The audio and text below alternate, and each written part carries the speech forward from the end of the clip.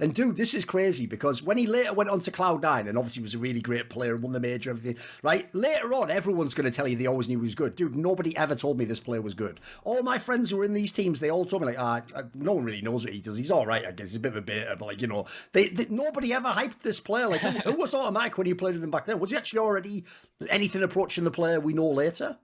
I think joining Cloud9 gave him a huge confidence boost, and it completely changed him as a player, and he became that more star figure. I think before that, before even joining TSM, I think the only reason I knew he was good was because Swag and the scene thought Automatic was really good for whatever reason. And okay. Back then, I was just like, okay, if Swag thinks he's good, like there must be something. There must be something to him. And I just took his opinion with no grain of salt. And then I guess he ended up being right. Yeah, that's a good call sign. Okay, he was right. But on the TSM team, I guess he was the closest we had to a star. I guess like a consistent performer besides like myself and I guess Sick. But I think the team just, I don't know, had too much drama and not enough leadership to actually progress. But it's not like we had like bad NA players, you know? Like we were kind of like the up and coming like NA players, so to speak. And yeah, I mean, obviously myself and Automatic got their chances at tier 1. Right. Another thing that is a question I want to ask is this, right? Whenever I've known players, people like Simple are great examples, who were like clearly some of the best talents ever. And the rep actually around them, dude, is like they're selfish. It's the idea that, you know, you play too much for yourself or you only care about, you know, like what you're doing and you're too hard on teammates and stuff. One thing I always told players like that is like, look, the whole teammate thing, yeah, you've got to figure that out. But actually, the idea you're selfish, you can go awry if you listen to that too much, though, because I do think there's times in a game where, like the example you just gave, I agree, there's certain times where it's also even potentially going to boost a teammate's confidence if you're essentially setting him up to be the one that closes the play and you're going to maybe fake or drive people to him, etc. But there's also some scenarios where maybe Twist is the only one who can do this particular play, right? Sometimes you have to like take the game by the scruff of the neck yourself, right? You have to get, sometimes there isn't a responsibility for Twist to put himself in the best spot to get the kills that maybe another teammate might not be able to. Yeah, of course. I think unintentionally I do it sometimes. Like on Mirage, I moved positions to short, and I don't always feel like I have the best impact because I'm still a new short player. Whereas I was a con player before, I had a whole year to learn and watch and play through con. And sometimes where I feel like if we're lacking mid control, like I'll just put myself in con because, you know, like I don't care if I'll take the risk if they don't flash con, you know, like I'll just stay there and hold an angle, and if they peek into me, they're gonna lose the round. And that's the calls I make sometimes for myself, you know, like I'll just say let's double con this round, but I just never leave. I just stay there the whole time. And yeah, I think in a good team environment, any player can really make that call. Like if Kerrigan even does that to put himself in a good spot, like I'm not mad. I mean Kerrigan has a huge brain. I believe in whatever he's gonna say and what he wants to do. So you'd had some wins against them, but was it like a special significance to get to beat Na'Vi in the final of a major to win? I think it definitely was, because the LG and Na'Vi clash was something outstanding. It was always great matches, and I remember on the start of this confront, I would lose to Guardian like badly sometimes, like even Clutch Napoca. I think there was one half where Guardian make me do 115 score wise. So the game was over 16-14 for them, and I was 115 the first half. There was the second half, there was one round I killed myself to kill him, and I said, all right guys, I got him by myself 4v4 now, it's way better, trust me. So I managed to kill him one round, and I said it's way better for us now, it's fine, 4v4. So it was super difficult to fight Guardian at the early stage. But then as I started understanding a little bit better on how he played, how aggressive he was, on which angles he liked to take the most, I was able to predict some of his moves. And then I felt I was bringing the balance a little bit better to my side, because I was able to get into his mind, you know. He was starting to understand that he could lose to me as well. And that was important to me on this duel. And there was many LG and Na'Vi duels where the Alpers had outstanding matches. And there was others where Coldzera, Fer, and even Flamey were just huge factors into the matchup. So coming to Navi again, I think it was one of the classic games we love to play. One of the cool things I thought, like you're alluding to here about like some of the comebacks and the fact that it was actually a famous trend of the team was to lose the really close games. If it ever got to overtime, obviously the two teams that did it to you a lot was Fnatic and Na'Vi. These were the squads where so many times they won overtime or 16-14, right? The bizarre thing is, that was the thing holding you guys back from winning at the time. That's why you didn't have the titles. And if I asked most fans now, what has Fallen and SK, when you were in SK, what was this team most famous for? They're going to say winning close games. They're going to say being the team that does come through when it's 14-14 and wins the big clutch that you need to, you know. So what do you think changed? How does a team go from being someone, I mean, we see it right now with like Team Liquid, you know, where they're always the ones who seem to lose in that scenario. And you see with the Astralis, it can turn around somehow. So what do you think the secret is there? What changed for you guys? Basically, I think a team can evolve in two ways. First is on the game plan, on the game itself, shooting strategies, getting the points, and that's one you keep improving game after game. And the second way you can improve in the mentality game, right? So you really believe you can win. You really believe you're not going to lose. Doesn't matter what. You can be. I remember on SK games, like when we're in our prime, doesn't matter if we're losing 14-5. We know that if we win the next round, we can come back. It doesn't matter. It doesn't matter how hard it is. And we know that if they made it 15, we're just going to break their economy and get to a T. And you could feel that everyone is fine to lose, you know, like there's no such feeling as fuck, we're losing, we're going to lose this game. That doesn't exist. So what I think it happens to Liquid nowadays, and even you see like those guys, it's insane the amount of second place they have, and they're never able to finish a tournament. And there have been tournaments they were closer to me, others not even close, but it just shows that somehow mentality-wise they're not just ready yet for winning, and there's something blocking them. And I think the best way for them to and that's the way we did it, the best way to go through that is actually winning one. The moment they believe they can do it, it's going to be very tough to stop them, right? But so far, every time they're close, they let it go because the opponents are very good as well. Like, because of all the things I'm talking about with politics essentially becoming another branch of the entertainment industry, if you're an American organization, particularly if you're an American player, an American influencer, you absolutely have to talk about the harrowing evil that Republicans perpetrate every day. And yes, I'm being facetious, but I will also add, I wouldn't call myself a Republican by any stripe, you know. I don't like a lot of their policies, don't like a lot of things that they've done, don't like shit that's gone on at the Supreme Court, got all my own opinions about that stuff. But at the end of the day, that's what you have to do if you're American. You can't not do that, because that's gonna, sponsors will literally ask, why haven't you tweeted about this issue? What's your thought on this? Why haven't you posted your rainbow flag during Pride Month? And they get nervous. They're going to withdraw their budget if you don't engage in what is now the normal means of doing business in America. All this, or anyone, another idiot, another way you can spot an idiot. Anyone who says go woke, go broke, just because it rhymes is a moron. These companies don't go broke. You can come up with some instances where they've said something that was so beyond the pale, they get boycotted into oblivion. But if you go look at, like, you know, all the morons that went out and bought Kaepernick edition Nikes and set them on they fire. made loads of money, yeah. And you look at the next quarter, their financials, absolutely a big W for them. That hugely successful advertising campaign, and suddenly it was okay to like Nike again. Guess we'll forget about all that sweatshop labor. It was back, you know. This is another reason why they do it.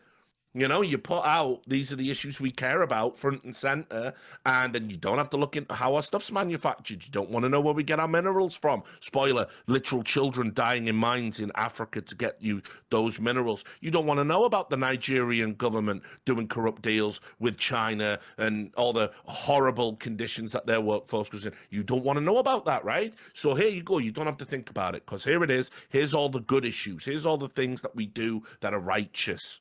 And you put that front and center. That is how an American company does business now. So you can't not do it as an esports org. Of course you can't. So as far as I can tell, isn't the cognitive dissonance just going to ramp up? And eventually we are going to live in a world where everyone's still saying all the right things and all the right banners, but every event's going to be in this Middle Eastern country with this Chinese thing. Yeah. It's going to just go to almost 100%, right? No, but so you just have to accept now. You can't work in esports and not be... I don't want to use the word complicity. I don't like that.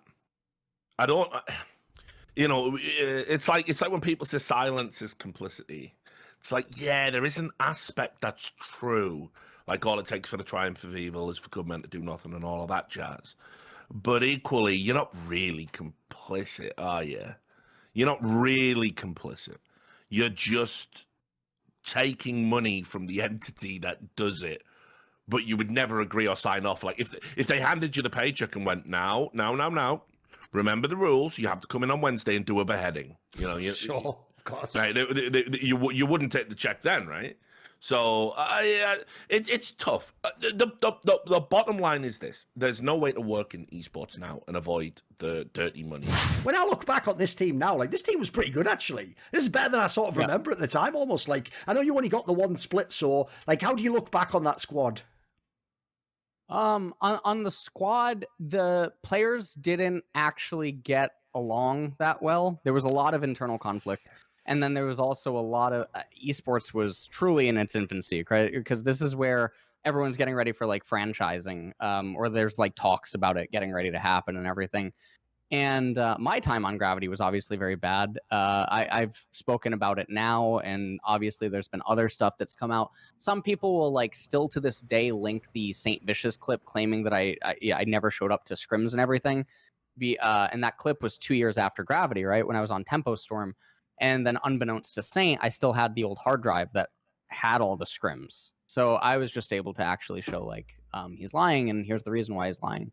And it was because one of his friends was also vying for the Tempo Storm coach position, right? So that's what ended up happening. That was the drama. But you'll still get a couple of morons that link that and claim that there was stuff on Gravity. But then, you know, I've talked about some of the stuff on Gravity that was absolutely abhorrent that happened to me with like my Adderall medication being stolen at some of the parties. And then the management of the team literally claiming that I just emptied the bottle and was claiming that it was stolen. Just like totally fucking insane things. And then there was like the cockroaches in the garage, the trash in the garage. I was sleeping in the garage with my fiance.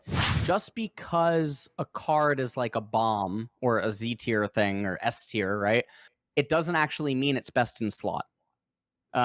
Because the way that the deck's shaping up or what it's susceptible to or what type of weaknesses it could be, how late it is inside of the draft, like these types of things that when you apply it to League, most people think that you just keep drafting top. Well, I mean, I'll give you an example. If we're talking today, you will obviously see a million Reddit threads where whichever team didn't have Zerian loses. Like, you should have drafted Zeri no matter what, but like, there's no context to it. They just think if it's available, you have to draft it because it's OP, right? Right. But my main thing with League drafting is that it's face up, whereas Magic is concealed. And obviously I have history with poker as well, but the fact that Leagues face up, imagine, so in card games, normally there's a thing called a side deck. And the side deck normally features very, very specific cards for very specific matchups. And normally when you play in a main tournament that can have, 9, 10, 11 rounds, you play game one against the opponent and you're like, shit, this is a counter matchup. You get screwed game one. And then game two, you go to your sideboard and you're like, I have these 7 cards that are really good against this guy's deck. And obviously he's going to put in cards that are good against your deck, your archetype deck. In League of Legends, drafting is face up. So you get to sideboard in real time. So it's so unfathomable to me when these broken champions aren't actually broken when you leave them wide open to side decking in real time in the draft. Which is why I started stressing and putting so much emphasis on and value on multi-flex champions and champions that even if they have weaknesses, their upside is so amazing versus a wide range that it leaves you with so much room inside of draft phase that it becomes really difficult for your opponent to pin you. I'll phrase this very carefully. Since your parents did give you this world experience that a lot of people don't get, you learned languages, you already understood like different cultures, right? They're doing all this business, making money, moving between places. Did that at least at some point in time make you the dark sheep of the family? Right? I'm going to use all those gifts you've given me to play this children's video game for like 18 hours. Was that ever an issue? Yeah, it was. I think that out of the 3 of us, I was the one who like went to Spain the youngest because they were my two older brothers. So I was the one who they had hoped in the most in terms of like pushing to become, the languages, the youngest child. Like he's been in Spain long since he was youngest, so he'll sponge up all the language quicker. And as much as I did, when I was around 15, I went pro in World of Warcraft and Halo 3. So there was like a website, I don't know if it still exists, called Game Battles, where you would just make a team and play on the ladder. And, that's right. They had the 3v3 arena and stuff in WoW, right? Yeah. And I was making like a tiny bit of money, like maybe like $400 a month or something, just playing WoW tournaments nonstop. How old are you when this is going on? Yeah, like 15 or 16, I think. Right. Okay. It was like the Wrath of the Lich King days. And then my parents saw that and they thought I was pathetic and wasting my time in a way. So they would force me to study. The iconic thing that my dad used to do was he would unplug the router and he would say, I'm going to go up this mountain with this router. And if you don't come with me, then it's not coming back down the mountain. Oh, that's a pretty good angle, actually. That's actually pretty next level. That's pretty good. That's pretty good. So he was quite strict, and he was like, you're getting off the PC for like 3 hours, and if you don't, you're off it forever. And he was dead serious. And so I kind of was jailed to not spending as much time on it as I would like to. But yeah, I think they had good intentions. If you knew what you knew now, and I dropped you back in that moment, would you stick it out in mid and try and make it work and see if you could have been a top player or something? Yeah, 100%. I would go if I guess that's a regret then. It's classified as a regret. If I could go back and stay as mid lane, if you gave me week 4 instead of me leaving after week 3, I would just put all fucking balls to the wall, drop everything, and just try to play as good as possible. Give myself a couple more weeks just to see, because that's the problem. The H2K when I left then went on a miracle run and made playoffs. I was going to ask about that. Listen, even if you think, look, it's a different set, but that's got to fucking suck a bit for you. It's a bit like, what was it, just me? What the other one? Yeah, it's crazy because the year before, Selfie was on Schalke in spring and they got knocked out in the first round of Challenger Series. They changed roster and bring me in and we win the whole thing. And then you go to the year afterwards, he's the one that replaces me in mid in H2K and they make a miracle run and I'm the one fucking losing every game. So I put that into perspective and I'm like, did I either become dog shit in the span of 6 months, or should I have just given it more time to settle or try it out with Shook or something? Maybe have a different jungler rather than just saying I'm the problem to everything. I guess the sense of guilt was just like, I'm the problem. This is not going to fix itself. Let me remove myself from the scenario and put myself in jungle, see if it fixes something.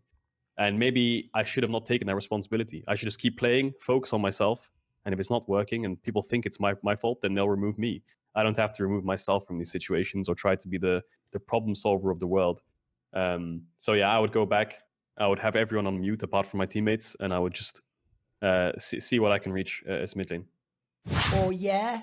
You and whose army? Well, how about the Skrilluminati for one? They're the people who support my content. This video was kindly supported by The Concept, Matt, Pugnatio, Rajcula, Toucan, Jensen Goh, Tosh, Jasun, Banediesel, Animosity, and you know it, everyone does. A special thanks goes out to my main man, Jerky's Minion, for the long-term support.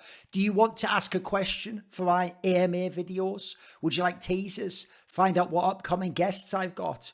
You want to suggest a topic or a guest? Maybe you want to be part of one of those 1 hour lengthy online discussions I do where the topics are set by you. Well, if any of these perks or more tickle your fancy, I think you know what to do by now. Put your money where your mouth is and join the Skrilluminati, where Patreon link in the description below.